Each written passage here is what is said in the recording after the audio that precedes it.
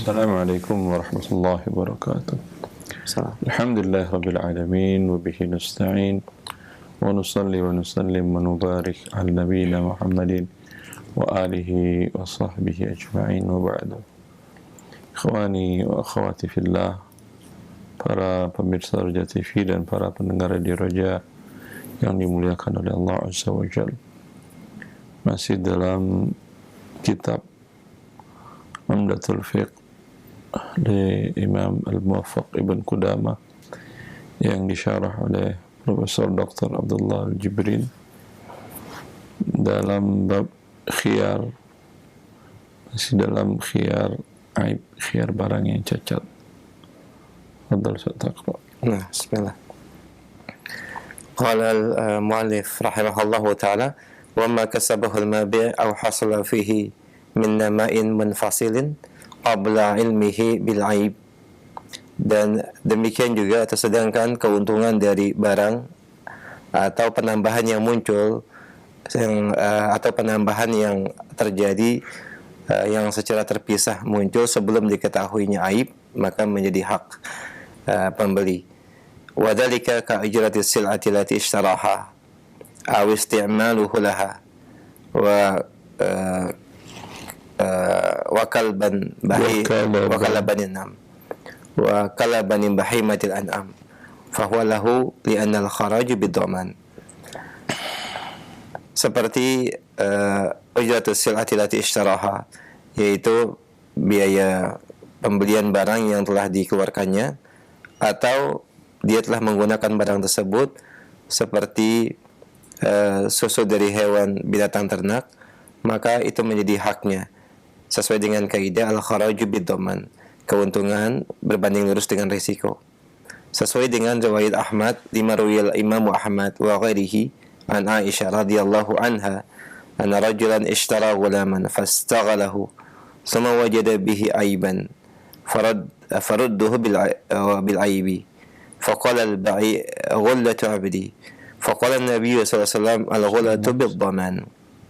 Sesuai dengan riwayat Imam Ahmad dan selainnya dari Aisyah radhiyallahu ta'ala anha, bahwa seorang membeli seorang budak dan dia telah mempekerjakannya, lalu kemudian dia dapatkan aib pada budak tersebut atau cacat, maka dia kembalikan ya karena sebab aib tersebut. Maka berkatalah penjual itu, engkau telah memanfaatkan keuntungan hamba yang dimiliki oleh budakku. Maka Nabi SAW bersabda, sesungguhnya keuntungan diberikan kepada yang menerima risiko. Nah. Dalam khiyar aib, pada saat dia beli tidak, dia cari-cari tidak ada, dan si penjual pun tidak menyebutkan, atau si penjual pun tidak tahu. Terkadang barang sudah dipakai. Kalau mobil mamanya sudah dibawa ke kantor, pulang pergi, ngantar anak, ngantar istri ke pasar, dan seterusnya. Kalau mamanya alat kerja, mesin sudah memproduksi hewan, sudah diambil susunya, kalau sedang menyusukan anaknya, atau sudah dipakai untuk bekerja, bajak sawah, dan seterusnya. Lalu dia temukan cacat. Lalu dia kembalikan. Apakah manfaat dari barang yang dibelinya tadi harus dia bayar ataukah tidak? Itu permasalahannya. Ya. Maka dikatakan oleh muallif, wa ma kasabahul mabi'u, apa yang dihasilkan oleh barang yang dibeli, au hasala fihi min nama'in munfasilin, atau mendapatkan hasil dari pertambahan yang terpisah. Berarti ada pertambahan yang terpisah dan yang tidak terpisah. Yang tidak terpisah umpamanya hewan tadi dia beli sapi tadi dengan berat umpamanya 100 kilo. Ya. Selama dia rawat 2 minggu umpamanya bertambah beratnya 10 kilo atau 20 kilo, 10 lah ya, terlalu banyak. 110 kilo selama 2 pekan itu. Sekarang dia kembalikan ya, apakah dia boleh mengambil yang 10 kilo itu? Ini yang sekarang yang terpisah. Kalau yang tidak terpisah, ya dia mengikut kepada hewannya. Dikembalikan hewan gemuk, ya udah jadi milik hewan gemuk. Adapun biaya yang dikeluarkan selama ini tidak bisa dia minta kompensasi. Begitu juga yang manfaat yang didapatkan oleh dia tidak bisa dia si penjual meminta kompensasinya.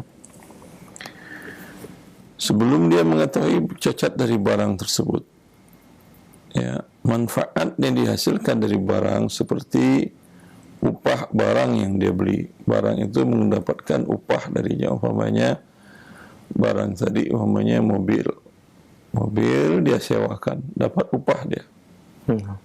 Sewakan untuk perjalanan pulang kampung umpamanya dapat upah 1 juta umpamanya. Ya. Itu upahnya harus dikembalikan atau hanya mobilnya saja. Ya. Atau bukan upah, tapi yang dia pakai pulang kampung mobil tadi. Dari Jakarta ke umpamanya ke Jawa Tengah atau Jakarta ke Jawa Timur. Dan seumpama juga yang terpisah. Itu yang dia beli adalah hewan binatang ternak seperti sapi. Kemudian dia perah susu dari sapi tadi. Ya. Ini milik siapa ketika dia kembalikan? Fahuwa lahu, ini adalah milik orang pembeli. Kenapa? Alasannya adalah li'anna al-kharaja bid-dhamani. Karena manfaat itu sebanding dengan risiko. Karena setelah dia beli, kemudian hewan mati, ya, siapa yang menanggung hewan mati? Pembeli. Kan dia menanggung. Karena dia yang menanggung, manfaat dari benda tanggungnya itu milik dia. Ya, nanti akan ada bila tahu cacatnya sebelum dia kembalikan karena satu dan hal, ya, umpamanya jaraknya jauh, itu mati hewannya atau mobilnya la qadarullah rumahnya terbakar dan mobilnya pun terbakar, kan nggak bisa dia kembalikan. Padahal ada cacat. Ya, nanti akan dijelaskan oleh mu'allif. Kenapa menjadi milik pembeli walaupun dia kembalikan barang? Berdasarkan hadis diriwayatkan oleh Imam Ahmad dan selain Imam Ahmad dari Ummul Mukminin Aisyah radhiyallahu anha. Aisyah mengatakan seorang laki-laki membeli budak. Lalu budak itu disuruhnya bekerja dan hasil kerja budak milik pembeli ini. Kemudian pembeli mendapatkan pada budak tadi cacat. Setelah budak tadi bekerja dan hasilnya sudah diambil oleh pembeli tadi. Lalu sekarang dia kembalikan budak dalam yang cacat tadi, dia kembalikan kepada penjual. Maka penjual berkata, "Ghallatu 'abdi."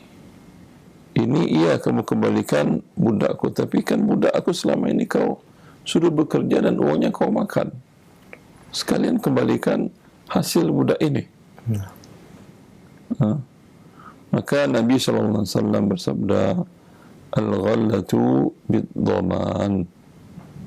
Pendapatan budak tadi selama menjadi milik dia beli darimu, itu sebanding dengan risikonya. Andai budak itu wafat, dia tidak bisa mengembalikan kepada kamu. Maka dia menanggung risiko budak tadi karena sudah menjadi miliknya. Ya. Masih, Syekh. وإن تلفت السلعة أو عتق العبد أو تعذر عتق العبد أو تعذر رده فله أرش العيب. li'annahu ta'adzara radd al-mabi' wa fata'ayyan al-'arsh. Dan apabila barang tersebut rusak atau budak Sila talif talif hilang, habis, tidak bisa dimanfaatkan. Nah, dan apabila barang tersebut hilang atau habis tidak bisa dimanfaatkan dan budak terlanjur dimerdekakan, atau dia tidak mampu untuk mengembalikan barang yang dibelinya, maka baginya keuntungan atau tambahan daripada aib cacat yang ada, kompensasi dari cacatnya. li'annahu ta'adzara al-mabi', karena dia tidak mampu untuk mengembalikan barang tersebut, maka baginya kompensasi dari cacat saja. Nah, Ya, baik. Sebelumnya kan ada yang disebutkan di dalam kitab 3 kemungkinan. Kembalikan barang, uang dikembalikan penuh. Atau tidak masalah, tetap barang, uang tidak dikembalikan. Itu 2. Yang ketiga, barang tetap di tangan pembeli, tapi dia minta selisih.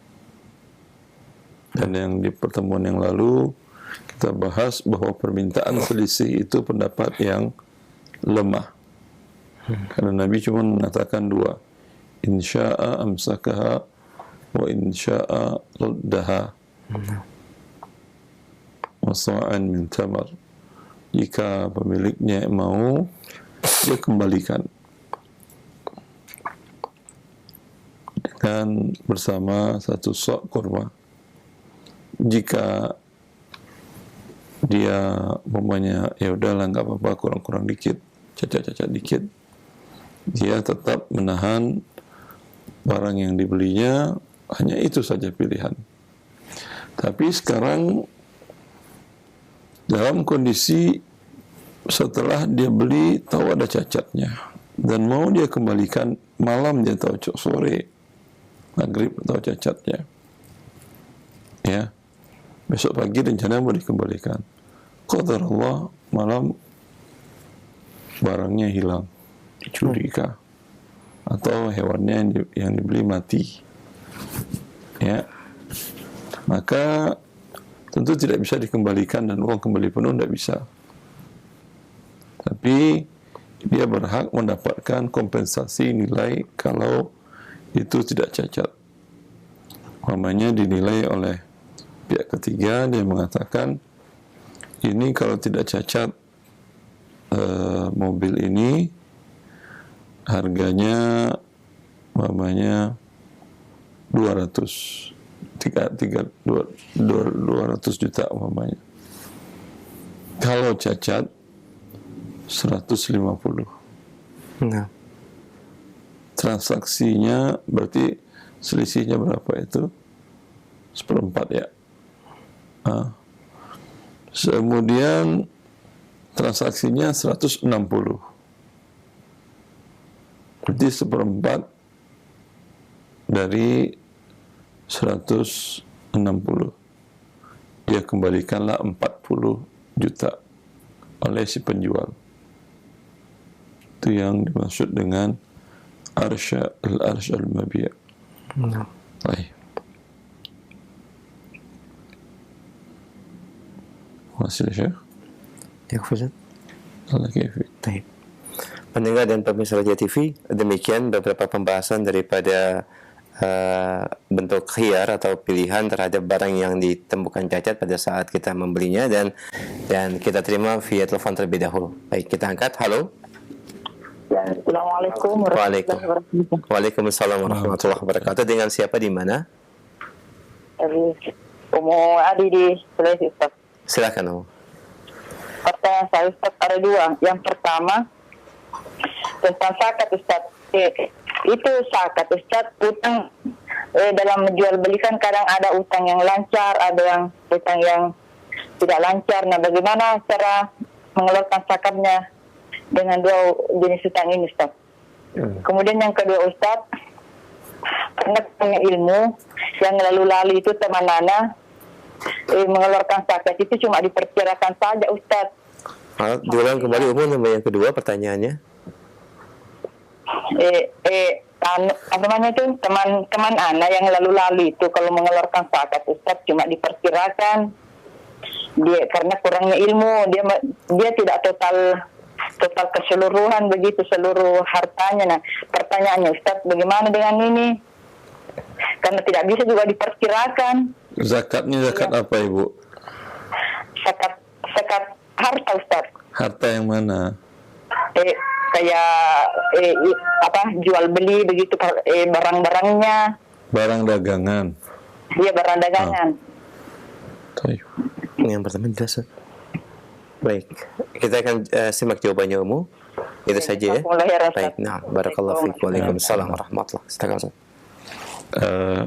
Barang zakat barang dagangan setelah barang dihitung nilainya dengan harga beli pada saat jatuh tempo zakat. HPP-nya dihitung ya. Kemudian ditambah dengan uang tunai. Kemudian baik uang tunai dagang ataupun uang tunai pribadi di tabungan. Ditambah dengan piutang lancar. Menentukan piutang lancar dan tidak, pedagang tahulah. Pembeli yang biasa ngutang yang lancar, biasa ngutang tidak lancar, tahu dia. Kalau ini baru pertama beli dia baru jual tidak tunai pertama, ya dia lihatlah pembayaran pertama lancar apa tidak. Kalau baru pertama sudah minta maaf segala macam, ini perkiraan tidak lancar. Ya. Setelah digabungkan tadi yang piutang lancar, kemudian barang, kemudian uang, bila di atas nisab, hutang yang sudah jatuh tempo, hutang dagang jatuh tempo, mengurangi zakat. Umpamanya ada hutang dagang yang jatuh tempo belum dibayar. Ya, umpamanya tadi terkumpul 200 juta semuanya, ada hutang umpamanya 100 juta yang belum dibayar, hutang dagang. Maka 200 dikurang 100 tinggal 100 yang terkena zakat dikali 2,5%, 2.500.000 yang diserahkan kepada para mustahik zakat. Nah, demikian jazakallahu khair dan semoga memberikan pencerahan untuk yang bertanya dan juga yang rekannya yang bertanya terkait dengan masalah zakat. Baik, kita berikan kesempatan yang kedua di line telepon. Iya, silakan. Kita angkat kembali. Halo. Sudah masuk, silakan. Assalamualaikum Ustaz. Waalaikumsalam warahmatullahi. Dengan siapa, akhi, di mana? Dengan Abu Bakar di Cakung Ustaz. Silakan Abu Bakar. Iya, mengenai zakat Ustaz, zakat mal gitu kan jatuh tempo menjelang Ramadan ini atau Ramadan gitu Ustaz. Namun ada harta yang dipinjam taruhlah misalnya 50 gram emas gitu ya, yang sudah harusnya dikembalikan bulan Februari kemarin, namun tertunda gitu. Jadi itu dihitung termasuk nisabnya atau gimana ya Ustaz ya? Demikian itu aja Ustaz ya. Tertundanya kenapa? Belum bisa bayar, jadi minta dispensasi gitu. Memang sedang kondisi keuangannya tidak baik. Gimana Ustaz? Kondisi keuangan yang minjam sedang tidak baik, begitukah? Iya, kemungkinan gitu. Baik. Baik, akhi, kita akan simak jawabannya. Baik. Assalamualaikum Ustaz. Waalaikumsalam warahmatullahi. Dia menggenapkan nisab, tapi yang belum diterima tadi tidak ada zakatnya. Dipinjam 50 gram. Di tangan dia ada uang 50 juta. Berarti kan senilai 100 juta. Dan itu lebih dari satu nisab. Yang 50 juta di tangannya dizakatkannya. Berarti 1.250.000. Yang 50 gram emas yang dipinjam tidak ada kewajiban zakat walau sudah jatuh tempo. Nanti ketika dia bayar di Ramadan tahun depan, harusnya kan 2 kali.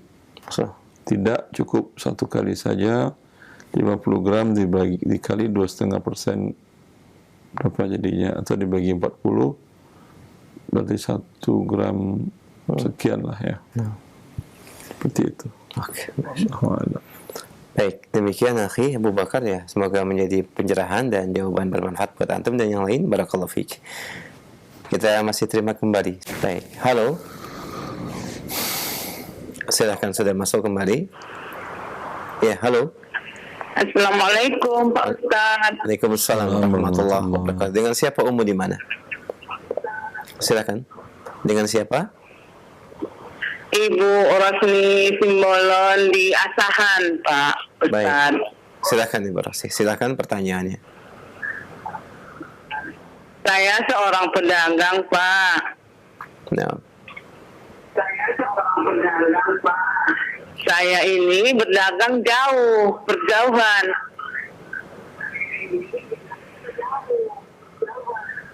Jadi hukumnya, Pak, kami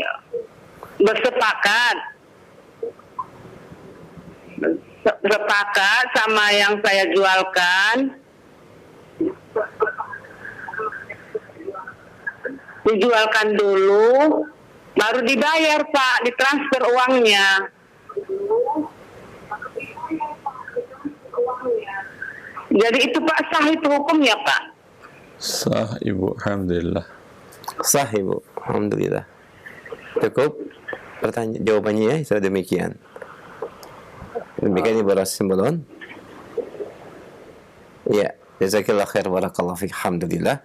Demikian jawabannya sampaikan. Baik, kita angkat kembali pertanyaan selanjutnya. Halo. Silakan, sudah masuk. Halo, assalamualaikum Ustaz. Waalaikumsalam warahmatullahi. Dengan siapa Pak, di mana?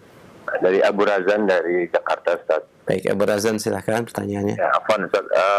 Ini Ustaz mau tanya terkait dengan akad kerjasama.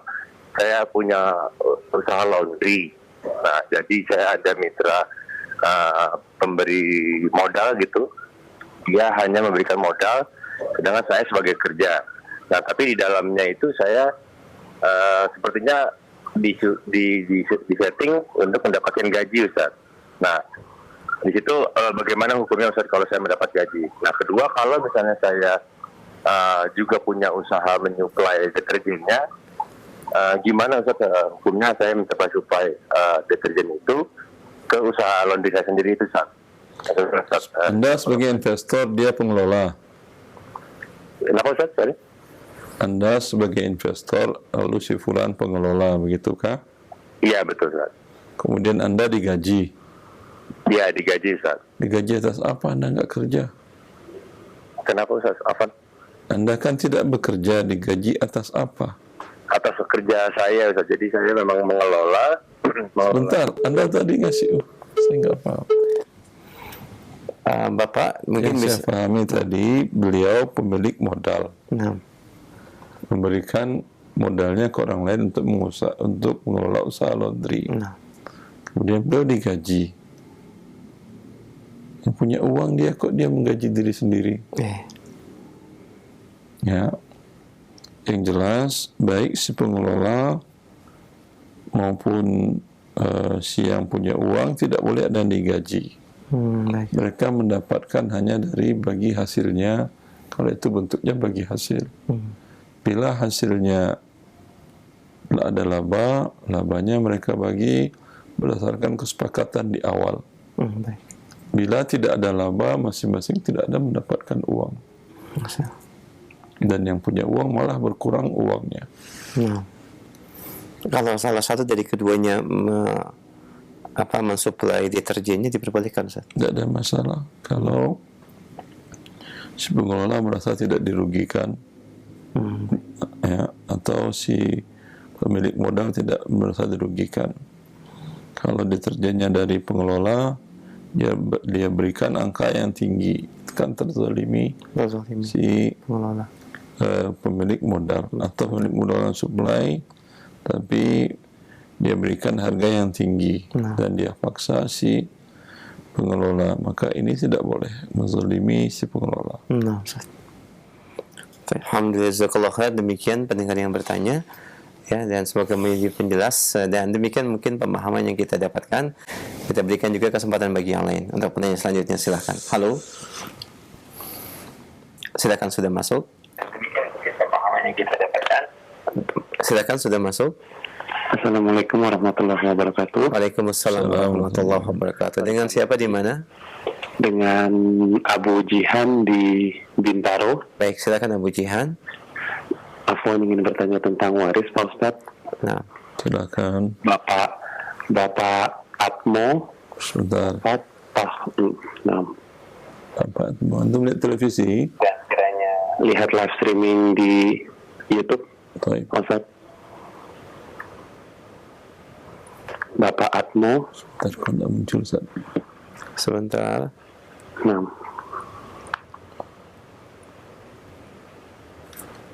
Atmo wafat tahun berapa? tahun 2021. Terus pada saat beliau wafat, orang tuanya masih hidup, orang tua Atmo, Tidak ada, sudah meninggal, Pak Ustadz. istri Atmo masih hidup, Qadarullah sudah meninggal juga istrinya, istri beliau. anak beliau ada laki-laki, ada perempuan yang masih hidup, Anak laki-lakinya 4 orang, anak perempuannya 4 orang.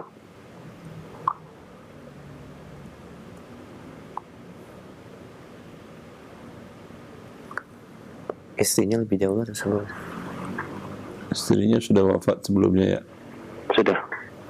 Dibagi nggak warisannya atau memang nggak punya warisan istri?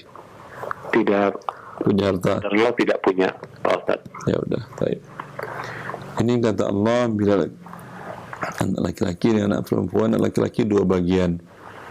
Jadi ada 4 orang, 2. Anak perempuan kata Allah 1 bagian, berarti 1. 4, 2 kali 4, 8 tambah 4 berarti 12. Dibagi 12 bagian. Seluruh harta Pak Atmo. Anak laki-laki 2/12, anak perempuan 1/12. Jelas? Jelas, Pak Ustadz. Oke. Cukup? Oke. Nah, alhamdulillah, barakallahu fiik, jazakallahu khair. Terima kasih. Nah. Barakallahu fiik. Allah. Baik. Baik, pendengar dan pemirsa Radio TV, demikian kita berikan kesempatan bagi yang lain dan bagi yang baru bergabung dalam pembahasan muamalah dari bab khiyar. Silakan pertanyaan via telepon. Kita angkat kembali penanya via telepon. Halo. Silakan, sudah masuk. Halo, Assalamualaikum Ustaz. Waalaikumsalam warahmatullahi wabarakatuh. Dengan siapa, akhi, di mana? Saya dengan Adika di Jakarta, Ustaz. Adika. Ya, Silakan. nah. Ya, izin Ustaz, Anda mau nanya, bagaimana hukumnya modal ventura Ustaz untuk sebuah usaha Ustaz? Karena insya Allah usaha saya ada yang mau investasi, tapi ternyata model investornya itu adalah modal ventura Ustaz. Mohon pencerahannya Ustaz. Sebentar, modal ventura itu seperti apa? Dia menyerahkan dana tunai atau seperti apa dan pengembaliannya seperti apa? Jadi skemanya itu mereka mau memberikan dana untuk modal usaha kami gitu Ustaz. Dalam bentuk dolar atau rupiah atau apa? Rupiah Ustaz. Rupiah. Terus pengembaliannya? Imbalannya adalah mereka mendapatkan sekian persen saham yang nantinya akan mereka berhitung untuk eskalasi nilai sahamnya akan tumbuh. Nanti suatu saat dia akan menjual saham. Jadi seperti jual beli saham ya Ustaz ya. Dia beli saham perusahaan Anda tadi. Ya, jadi dia memodalkan sekian, dengan imbalan saya dapat sekian persen saham saya. Sebentar. Berarti dia mensetorkan uang bukan sebagai modal. Dia beli saham Anda, begitu? Nah, betul Ustaz. Dia beli saham perusahaan Anda, ya umpamanya dia belinya 40%, begitukah? Ya, Ustaz. Ya, Anda jual saham Anda ke dia 40%. Ya, Berarti dia memiliki perusahaan Anda 40%. ya, Ustaz. Tidak ada masalah, hukum asalnya boleh masalah. kalau Anda mau. Tapi modal uangnya bukan uang dari haram ya. Ya, insya Allah Ustaz. Insya Allah. Baik. Nah, jadi halal Ustaz ya. Tidak ada masalah. Alhamdulillah, insya Allah. Dan sahamnya sebentar, saham biasa kan ya? Ya, jasa betul Ustaz. Saham biasa kan artinya rugi ikut rugi kan ya? Betul Ustaz. Ketika dieksekusi, ketika ditutup perusahaan, pembagian sahamnya rata sesuai porsi, tidak dia dahulukan ya? Bukan saham istimewa kan? Iya, betul Ustaz. istimewa atau saham biasa? Ya jasa Ustaz, Afwan. Kalau saham biasa boleh, tidak ada masalah. Kalau mereka rencananya dari awal sudah, saya hanya investasi 1 tahun, nanti dengan estimasi usahanya akan tinggi, sahamnya saya jual, itu apa Ustaz? Apa memang Tidak ada masalah. Terbaliknya, kalau ternyata realisasinya turun, dia akan jual dengan harga terendah, kan ya? Halo? Ya Ustaz. Dia akan jual dengan harga rendah atau dijualnya dengan sekarang dijual Tinggi. enggak, sekarang dia beli Iya. dengan harga saham 40% itu umpamanya 40 miliar Ya. umpamanya, atau 4 miliar. Kemudian dia perkirakan ini 20 miliar nanti setelah 1 tahun. Iya. Dia jual ke Anda sekarang dengan 8 miliar atau nanti? Nanti rencananya mereka mungkin dijual ke orang lain ya Ustaz. Mereka jual ke orang lain, tidak ada masalah ke orang lain. Kalau ke saya masih belum boleh, ke Anda tidak boleh Ustaz. Kalau ke Anda dijualnya sekarang, pembayaran dengan harga nanti, ya Anda perkirakan aja. Itu haram ya Ustaz. Ya haram lah.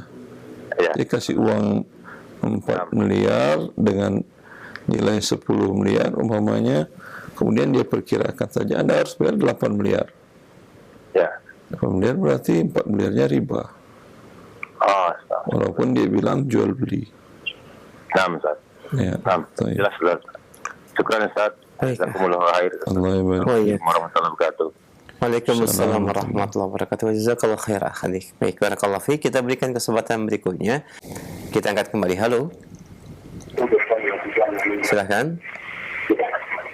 Assalamualaikum Ustaz. Waalaikumsalam warahmatullahi. Dengan siapa di mana? Saya Anton di Tangerang. Baik, silakan Anton. Silakan pertanyaannya. Mau tanya Ustaz, apakah boleh membeli kurma secara kredit? Anda bayarnya pakai apa? Pakai rupiah? Boleh. Cukup, akhi? Berarti boleh ya, umpama teman anak nawarin ke anak, ini silahkan beli kurma saya, nanti dibayar secara kredit atau nanti pas dapat THR umpama gitu. Boleh. Kalau kurma itu kalau dengan rupiah dia berbeda ilat. Kurma adalah makanan pokok, rupiah adalah samaniyah, uang atau alat tukar. Maka dia tidak disyaratkan sama dan tunai. Tapi kalau kurma dengan makanan yang pokok yang lain, kurma Anda beli bayar pakai beras. Anda jual ke petani, Anda minta bayar pakai beras. Ini boleh tidak sama, boleh sekilo kurma ajwa dengan 10 kilogram beras. Tapi tukar menukarnya harus yadan biyadin, harus tunai. Anda serahkan kurma di majelis dan Anda terima beras di majelis. Alhamdulillah, jazakallah khair. Demikian akhi, barakallahu fiik. Dan kita berikan kesempatan masih di via telepon. Silakan.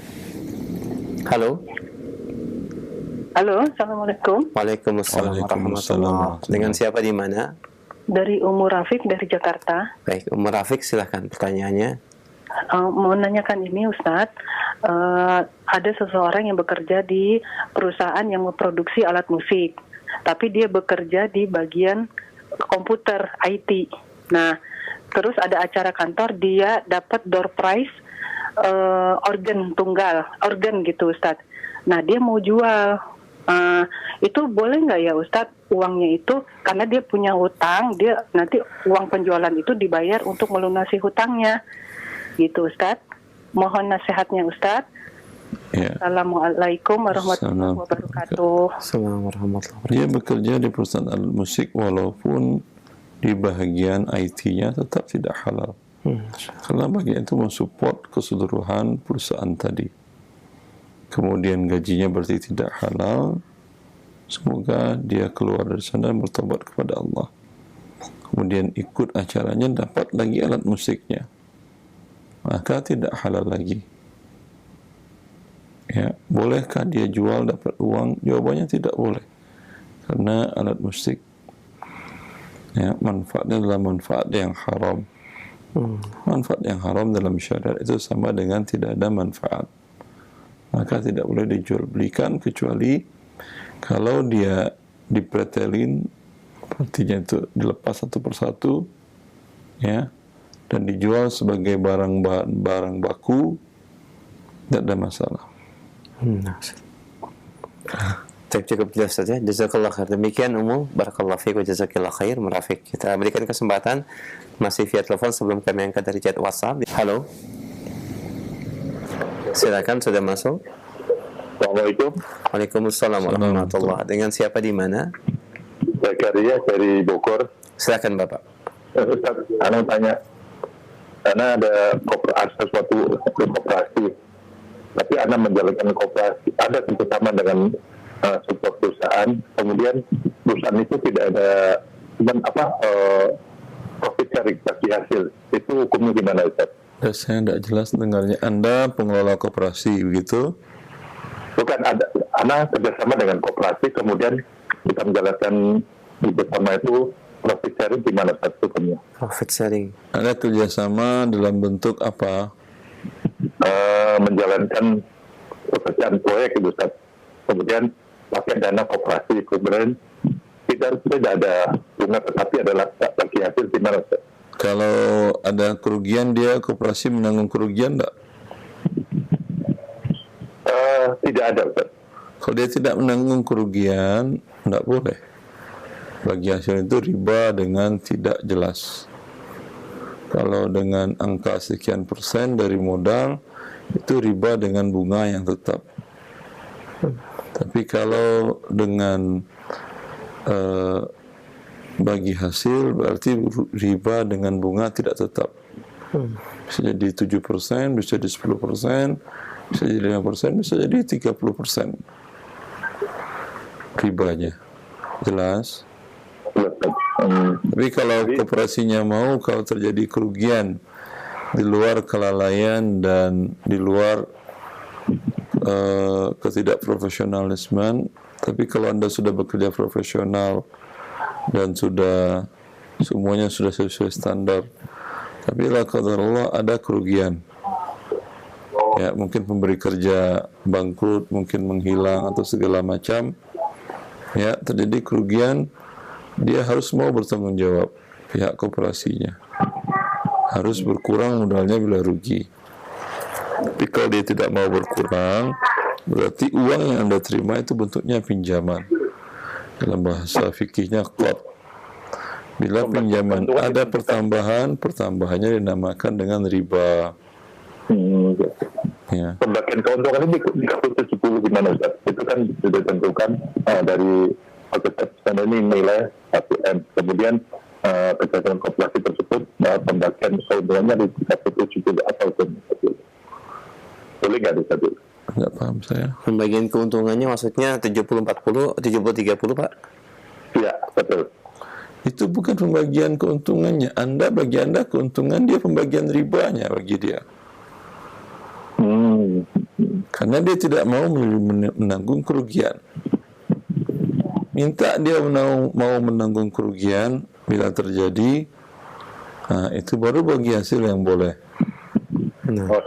Yang namanya bagi hasil ikut serta kerjasama, itu kalau ada laba, ya sama-sama mendapat laba. Kalau rugi, sama-sama menanggung kerugian. Menanggung kerugian berdasarkan modalnya. Dia modalnya uang, berarti dia rugi uangnya. Uang yang dia setor 1 miliar, rugi 10% menjadi 900 juta. Anda mengelola dana tadi untuk proyek tadi karena rugi, Anda tidak mendapatkan apa-apa. Sebulan, 2 bulan Anda bekerja tidak dapat gaji. Itu kerugian Anda. Cukup ya Bapak ya? Baik, alhamdulillah. Baik, cukup jelas. Jazakallah khair. Demikian jawaban Ustaz dan semoga menjadi pencerahan buat antum dan juga bisa dikomunikasikan dengan pihak koperasi. Barakallahu fiik. Kami angkat kembali pertanyaan selanjutnya dari pesan WhatsApp. Assalamualaikum warahmatullahi wabarakatuh. Ustaz, saya seorang pedagang dan saya menjual barang apabila tunai dengan harga 1.000 per pieces. Dan berhubung konsumen gajiannya mingguan, jadi saya jual 1.200 per pieces dengan pembayaran mingguan. Apakah ini diperbolehkan, Ustaz? Pembayaran mingguan apa maksudnya? Dicicil, Ustaz. Beberapa kali setiap pekan dibayar gitu? Nah, Ustaz. Boleh, tidak ada masalah. Baik. Demikian akhi, barakallahu fiik, jazakallahu khair. Kami angkat kembali pertanyaan berikutnya. Assalamualaikum warahmatullahi wabarakatuh. Assalamualaikum. Ya, Ustaz. Bagaimanakah hukumnya ketika kita membuka marketplace, Ustaz, di masjid secara online, hanya melihat-lihat dan sebagian juga melakukan transaksi atau pembelian di dalam masjid? Apakah hukumnya terlarang? Jazakallahu khair. Rasulullah SAW melarang berjual beli di masjid. Dan beliau mengajarkan umatnya, bila kalian melihat orang berjual di masjid, faqul la arbahallahu tijaratak, maka ucapkanlah semoga Allah tidak memberikan keuntungan dalam perniagaanmu ini, karena dia melanggar perintah Allah Azza wa Jalla dan perintah Nabi-Nya. Ya, sekedar melihat-lihat Anda di rumah Allah, ya akhi. Kalau Anda di rumah orang lain bertamu, duduk di rumah dia, diajak ngobrol sama dia, Anda sibuk saja dengan smartphone Anda. Berani? Coba Anda bertamu ke rumah presiden. Ya, Anda sibuk dengan smartphone. Itu presiden tawa-tawa sendiri di depan Anda. Berani? Kan tidak berani. Padahal dia manusia sama seperti Anda. Sekarang Anda dengan pencipta manusia, Anda di rumahnya, Anda sibuk lihat-lihat jualan. Ya, masjid bukan untuk tempat melihat-lihat jualan.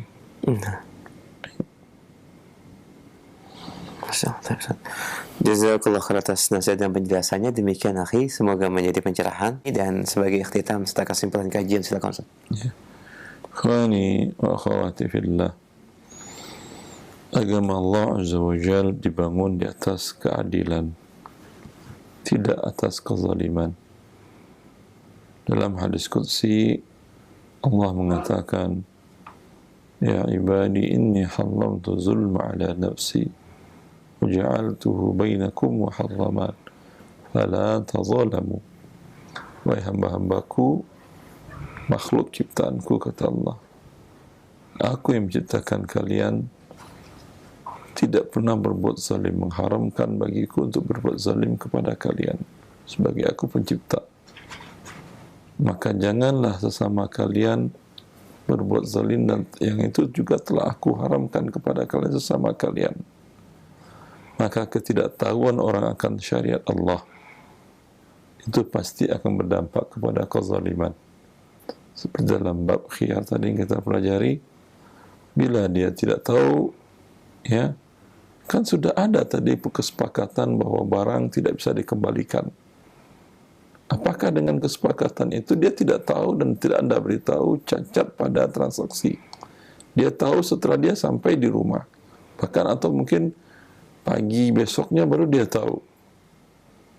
Ya, maka bagian dari keadilan dipelihara oleh syariat dengan adanya hak khiyar aib tadi. Bila Anda tidak mau, karena sudah ada kesepakatan, berarti Anda sudah menzalimi dia, dan kezaliman tidak akan pernah luput begitu saja, melainkan ada pertanggungjawabannya nanti di saat bertemu dengan Allah Azza wa Jalla. Semoga kita menjadi orang-orang yang ketika bertemu dengan Allah Azza wa Jalla tidak membawa kezaliman kepada makhluk apapun juga. Allahu li taufiq. Wa sallallahu ala nabiyyina Muhammad wa alihi wa sahbihi wa sallam.